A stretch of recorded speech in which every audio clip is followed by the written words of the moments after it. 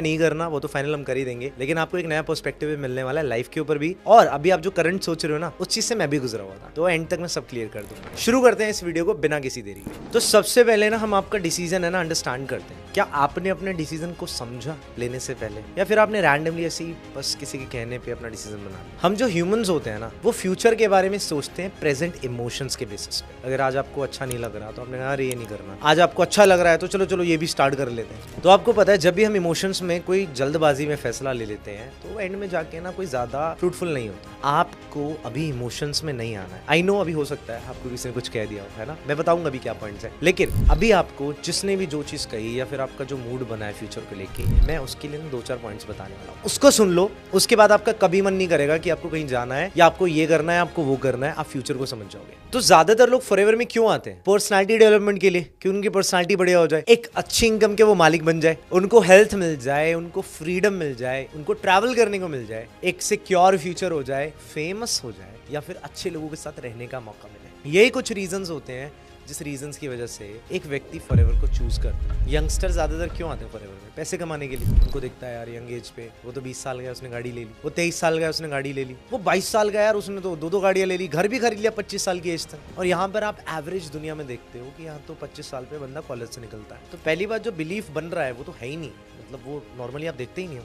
तो यहाँ पर ये क्रैक आता है कि कोई भी चीज करने से पहले आपको पता होना चाहिए आपने करना क्यों है, व्हाई। अब बात कर लेते हैं कि यार फॉरएवर ना करने के नुकसान क्या है। भाई नुकसान भी तो बहुत सारी चीजें हैं ना। आप सोच रहे होगे कि प्रेजेंट में तो चलो मुझे फायदे दिख रहे हैं, नुकसान भी तो हो सकते हैं। और आप कर क्यों रहे हो पहले उस व्हाई को समझते हैं। हो सकता है आपका फैमिली का प्रेशर हो सकता है आपको स्टडीज का प्रेशर हो, या फिर आपने किसी फ्रेंड से एडवाइस ले ली हो, या फिर आपका खुद का बिलीफ बन गया है कि यार ये इंडस्ट्री तो वर्क ही नहीं करती है, या फिर आपको अभी तक कोई रिजल्ट्स नहीं आए। देखो मैं आपको ना दोनों तरफ एक कैलकुलेशन लेके चलने वाला हूँ, बड़े ध्यान से इस वीडियो को देखना, फिर डिसाइड करना आपको क्या करना है। तो यहाँ पे 2 लोगों की बात करने वाले हैं, एक मनीष की बात करेंगे और एक राहुल की बात करेंगे। तो जो मनीष है उसने डिसाइड किया कि वो अपने फॉरएवर को क्विट करेगा। अपलाइंस के मेंटोर्स के समझाने के बावजूद भी उसने कहा नहीं मेरे को तो करना ही नहीं है। मैंने देख लिया तुम लोग क्या करते हो, मैंने बहुत देख लिया तुम लोगों को ज्वाइन कराते हो, लोगों के पीछे पड़े रहते हो, है ना, कन्विंस वाला बिजनेस है ये, मुझे नहीं करना, इसमें तो इज्जत ही नहीं है। तो मनीष को खूब समझाया गया। अब मनीष थोड़ा दिमाग से कम, तो मनीष ने मेरी बात मानी नहीं। अब एक तरफ जो राहुल होता है वो होता है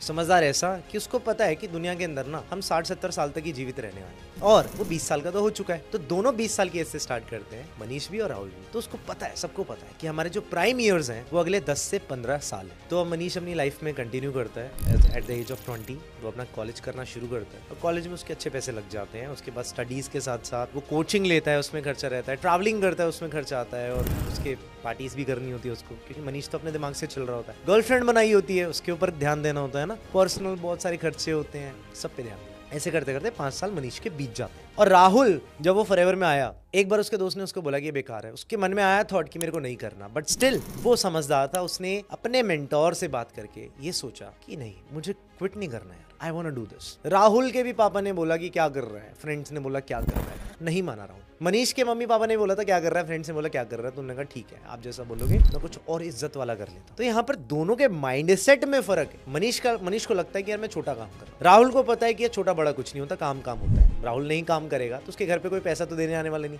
कोई राशन तो नहीं देगा, तो वो बेसिक चीज को समझ चुका। अब राहुल धीरे धीरे काम करता है, और यहीं पे मनीष एक दिन अचानक से राहुल को देख लेता है, बोलता है तूने तो मेरे साथ स्टार्ट किया था ना, हमने तो साथ में स्टार्ट किया था एक ही पर्सन के नीचे, कैसे चल रहा है तेरा? तो कुछ नहीं, मैं तेरे से मिलते हैं शाम को। अब राहुल मिलने जाता है मनीष से, तो मनीष आता है, तो एक बढ़िया से कैफे के अंदर मिलते हैं, वो बढ़िया कॉफी वॉफी पीते हैं, तो बड़ा राहुल सिंपल सा बन के आया, ठीक है। अब मनीष जैसे ही वो मीटिंग खत्म करके वो दोनों बाहर जा रहे होते हैं, तो मनीष कहता है कि आजा मैं छोड़ देता हूँ तेरे को बाइक पे। मनीष कहता है कि आजा छोड़ देता हूँ तेरे को बाइक पे, यहीं खड़ी है मेरी, ज्यादा दूर नहीं है, मैं छोड़ दूंगा, कैसे जाएगा मेट्रो से? तो फिर वो बोलता है कि मेट्रो। तो फिर वो अपनी जेब से की निकालता है जिसपे घोड़ा बना होता है, जिसके दोनों पैर उठे होते हैं, और उस पे पी से एक चीज लिखी होती है पोर्शा। और वो जैसे बटन दबाता है, जो राहुल होता है उसकी कार के जो लॉक्स होते हैं वो खुल जाते हैं, and he was owning a very beautiful green car. And Manish बोलता है ये सब कैसे भाई, कैसे, मतलब तेरा काम इतना अच्छा चल रहा है क्या?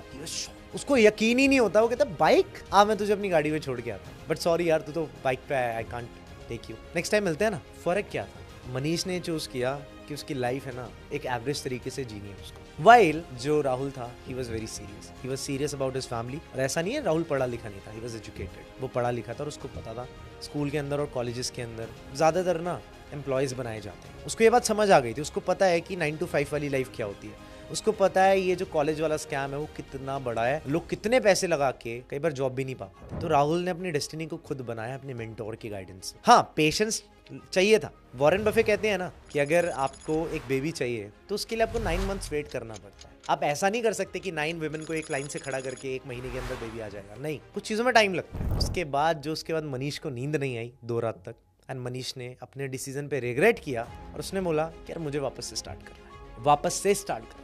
तो देख लो कहीं आपकी लाइफ मनीष जैसी तो नहीं होने वाली। आई एम नॉट सेइंग कि आप अपनी लाइफ में कुछ नहीं करोगे, प्लीज मिसअंडरस्टैंड मत करना। कई लोग बोलते हैं अरे हमने फॉरएवर नहीं करी तो हम लाइफ में और कुछ नहीं कर पाएंगे। हाँ, और भी तो चीजें होती हैं, और भी तो कॉलेज के कोर्सेज हैं, और भी तो बड़ी बड़ी पोजीशंस हैं। Yes, go become a doctor, chartered accountant, advocate बन सकते हैं बिल्कुल, ठीक है। बट मुझे नहीं पता एक डॉक्टर कितनी बार ट्रैवल करते हैं, एक डॉक्टर की इनकम कितनी होती है, या एक डॉक्टर के पास फ्रीडम होती है नहीं होती, या रात को 2 बजे कॉल आता है तो उनको ऑपरेट करने के लिए मना करना पड़ता है, फिर हाँ बोलना पड़ता है। We don't know, right. अगर आपको बनना है अपनी फील्ड के अंदर तो बेस्ट बनो। और मैंने देखा है इस इंडस्ट्री से ज्यादा बढ़िया सोसाइटी, एनवायरनमेंट और सीखने के लिए एक प्लेग्राउंड कहीं पर भी नहीं है, कहीं पर भी नहीं, अगर आपके मेंटोर्स अच्छे, राइट।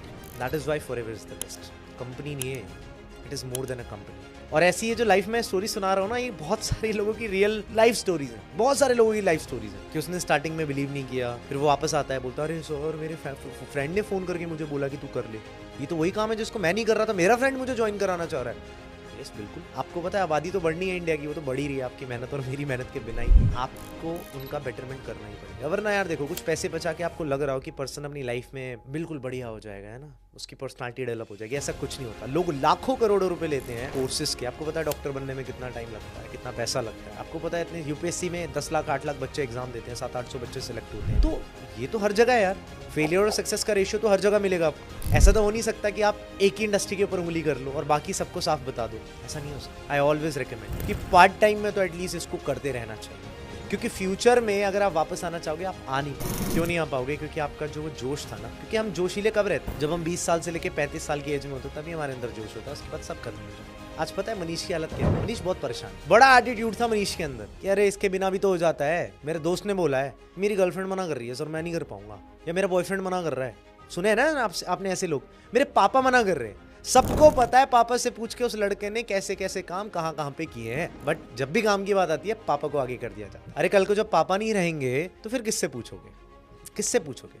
तुम सबसे एडवाइस तो ऐसे लेते हो जब सब एल्बर्ट आइंस्टाइन हो, राइट? तो पूछो उससे जिसने कुछ उखाड़ रखा हो। और लोग सक्सेसफुल होते इसलिए कम है क्योंकि वो बेचारे सक्सेस के लिए सोचते तो हैं, पर बाहर निकल के देखते हैं इधर भी नेगेटिव इधर भी नेगेटिव, ठीक है। आस पड़ोस तुम्हारे साइकिल और स्कूटर चलाने वाले लोग होंगे तो तुम कैसे गाड़ी की बातें करोगे यार? एक साइकिल वाला साइकिल की एडवाइस देगा, मैक्स टू मैक्स बाइक की दे देगा। एक बाइक वाला बोलेगा कि गाड़ी ले ले, उससे ऊपर वो भी नहीं सोच रहा, right? You have to think. आप थोड़ी सी कैलकुलेशन कर लेते हैं जो लोग फॉरएवर नहीं करना चाह रहे हैं उनके लिए। For example, right now you make 50,000 rupees a month, ठीक है। तुम 20 साल के 50,000 रुपए महीने का कमा रहे हो और तुम सुबह 9 बजे जाते हो और शाम को 4 बजे तक 5 बजे तक फ्री हो जाते हो। तो let's talk about the numbers. आपको बहुत अच्छी जॉब मिल गई, आपने 50,000 रुपए पर महीना कमाना शुरू कर दिया। आपने साल का कमाया कितना? 6 लाख रुपए। 6 लाख में स्टार्टिंग में मानते हैं आपको घर से खाने पीने को मिल रहा है, ठीक है। आपने बहुत सारा पैसा बचा लिया, आपने आधा पैसा बचाया पहले साल, 3 लाख रुपए आपने बचा लिया। धीरे धीरे धीरे धीरे करते करते आपको पता चलता है कि आपके आधे से ज्यादा पैसा जो है एक्सपेंसेस में जा रहा है। आपके खर्चे बढ़ चुके हैं, आपके दोस्तों के साथ पार्टीज, आपका खुद का एक्सपेंस, आप जहाँ रहते हो वहाँ का एक्सपेंस, क्योंकि मम्मी पापा तो बूढ़े हो रहे हैं ना, वो कब तक करेंगे। एंड देन एक टाइम आता है जब आपको पता चलता है कि आपको शादी करनी है। शादी में भी खर्चा लगता है। शादी करने के साथ साथ आपको घर भी तो बनाना है ना, लड़कियों को कहाँ पर लाओगे? घर भी बनाना है। और आपको पता है दिल्ली गुड़गांव के अंदर आज जो एक नॉर्मल 2 BHK का फ्लैट है वो 1-1.5 करोड़ रुपए से कम तो है ही नॉर्मल। अगर आप ढंग का फ्लैट लेते हो 2.5-3 करोड़ रुपए का मिलता है। तो आपके 50,000 रुपए से 2.5 करोड़ तक कैसे पहुंचोगे वो हम कैलकुलेट कर लेते हैं। तो मान लेते हैं पहले 5 साल आपने आधा पैसा बचाया अपनी सैलरी का, ठीक है, 3-3 लाख रुपए, 15 लाख रुपए आपने बचा लिए। उसके बाद जब आपके खर्चे बढ़ जाएंगे, जब इन्फ्लेशन बढ़ जाएगा, तब आपके खर्चे भी बढ़ जाएंगे और तब आपके खर्चे अप्रोक्सीमेटली 35-40,000 रुपीज जाएंगे ही जाएंगे। अगर आप अगले 35 साल तक हर महीने 10,000 रुपए भी बचाते हो तो 35 साल के एंड तक, मतलब जब आप 60 साल के हो जाओगे, तब आपके पास सिर्फ 42 लाख रुपए होंगे, सिर्फ 42 लाख रुपीज होंगे। और आपने 15 लाख अलग से बचा के रखे थे, तो आपके कुल मिला के मैं अगर बोलूं आपके पास 60 लाख रुपए होंगे। और 60 लाख रुपए में आपको पता है आज के टाइम में भी कुछ नहीं हो रहा। एक छोटा सा प्लॉट भी अगर आप लेना चाहो ना ढंग की जगह पे, नहीं हो पाता है। पैसों की टेंशन हमेशा बनी रहेगी यार। मैं आपसे क्वेश्चन पूछता हूँ, आज मैं आपसे बोलूँ आप एक मर्सिडीज ले आओ 50-60 लाख रुपए में, आप बोलोगे यार वो तो 60 साल तक आएगा पैसा। बट आज भी ऐसे लोग हैं जो महीने का 60 लाख रुपए कमाते हैं। In fact I have some friends, rare friends, जो दिन का 60 लाख रुपए उठाते हैं प्रॉफिट। बहुत रेयर लोग हैं,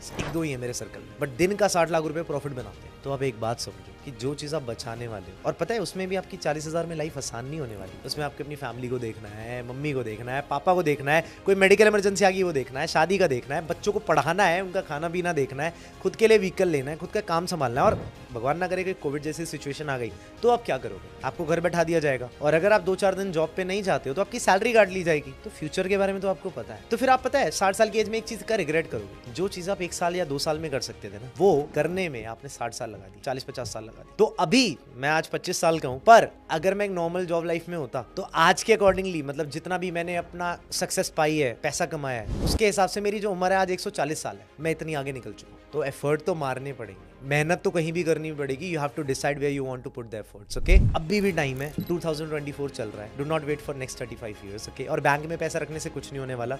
अगर आप 1 लाख रुपए बैंक में रखोगे, साल का 3% का इंटरेस्ट मिलेगा, 3,000 रुपए आपको आते रहे। अगर आपने 30 साल के लिए भी पैसे डाल दिए ना बैंक में, बहुत ज्यादा पैसा नहीं बन, ये मत सोचना डबल हो जाएंगे। पैसे डबल होने में भी बैंक से 40 साल लगते हैं, एटलीस्ट 40 साल लगेंगे। इन्फ्लेशन को एडजस्ट करके 42-43 साल लग जाए। तो 1 लाख का 2 लाख होने में 40 साल लग रहे हैं। बिजनेस के अंदर यार आप उसको 15 दिन में भी कर सकते हो, 10 दिन के अंदर भी कर सकते हो। चूज वाइजली क्या कर रहे हो और कैसे सर्कल में। कई बार क्या होता है ना, कई जगह तो पैसे हम अच्छा कमा रहे होते हैं, लेकिन ना हमें सर्कल मिलता है, ना हम एक अच्छे इंसान बनते हैं, ना हमारी हैबिट्स अच्छी होती हैं, ना हम अपनी फैमिली का ध्यान रखते हैं। This is it. तो आपके पास ऑप्शन है, या तो आप मनीष बन जाओ आज, जिसकी बातें मैं हमेशा करता रहता हूँ, या फिर आप राहुल बन जाओ। और सबसे बेस्ट ऑप्शन आपके पास राहुल बनना है। That's it. बाकी फ्यूचर इज सो ब्राइट। आने वाले टाइम में बहुत बड़े काम होने वाले हैं। आई एम टेलिंग यू, ये कम नहीं होने वाला। आज बता रहा हूँ, जैसे बताया था ना 2013 में उस पर्सन ने बिटकॉइन खरीद लो $1 का। आज मैं बता रहा हूँ, अगर आप काम नहीं कर रहे हो, एक्टिव नहीं हो, मेरे कहने पे स्टे एक्टिव एंड अपने ऊपर काम करना शुरू करो, अपनी स्किल्स पे। सेल सीख लो, सेल्स और कम्युनिकेशन सीख लो, तुम्हें दुनिया में कोई नहीं हरा सकता। That's it. तो आज की वीडियो में बस इतना ही। आई एम श्योर आपने डिसीजन बना लिया होगा आपको क्या करना है। तो take your decision, it's up to you.